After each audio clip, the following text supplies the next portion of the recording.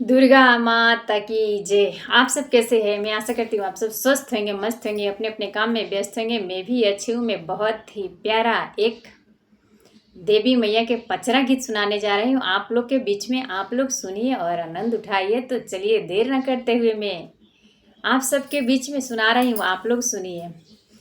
के कर डोलिया में साझावा सबेरवा हो, के कर हो डोलियाना, के कर डोलिया में साझावा सबेरवा हो, के कर डोलियाना।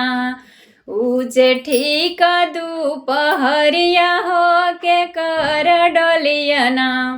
उजे ठीक दोपहरिया हो, के कर डोलियाना।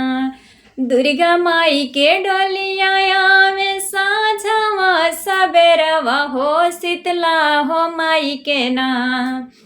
हरे दुर्गा माई के डोलिया में साझवा सबेरवा हो, शीतला हो माई के ना। हरे उजे ठीक दोपहरिया हो, शीतला हो माई के ना। उजे ठीक दोपहरिया हो, शीतला हो माई के ना। कहवा बैठाई में दुर्गा माई के डोलिया हो, कहाँ बैठाई बना। कहवा मेरा खबायर दुर्गा माई के डोलिया हो, कहाँ मेरा खबना। उजे शीतला माई के डोलिया हो, कहाँ मेरा खबना। उजे शीतला माई के डोलिया हो, कहाँ मेरा खबना।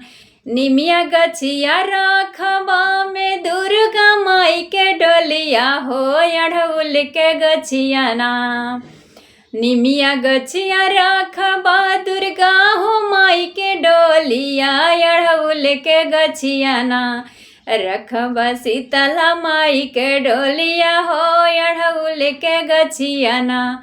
रखबा शीतला माई के डोलिया हो, अढ़उल के गछिया ना। कथिए चढ़ाई में साझवा सबेरवा हो, कथी चढ़ाई बना। कथिए चढ़ाई में साझवा सबेरवा हो, कथी चढ़ाई बना।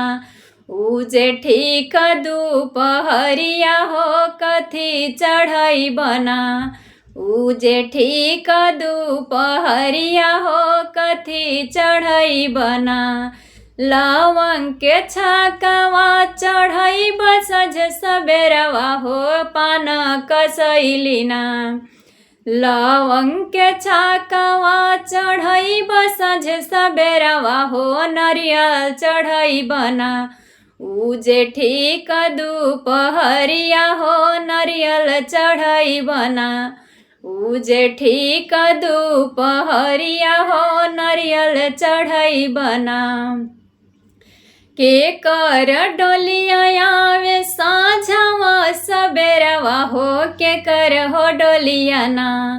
हो के कर हो डोलियाना, आवे ठीक दोपहरिया हो, के कर हो डोलियाना। आवे ठीक दोपहरिया हो, कि के कर डोलियाना। पुड़िया चढ़ाई बायर साझवा सबेरवा हो, कि पानमा कसैलिना। पुड़िया चढ़ाई हम साझवा सबेरवा हो, कि पान कसैलिना। हो कि पान कसैलिना। ओ चढ़ाई उजे ठीक दोपहरिया हो, कि पान कसैलिना। उजे ठीक दोपहरिया हो, कि पान कसैलिना। उजे ठीक दोपहरिया हो, कि पान कसैलिना। के कहर डोलिया वे साझवा सबेरवा हो, के कर डोलियाना। उजे ठीक दोपहरिया हो, के कर हो डोलियाना। उजे ठीक दोपहरिया हो, के कर हो डोलियाना।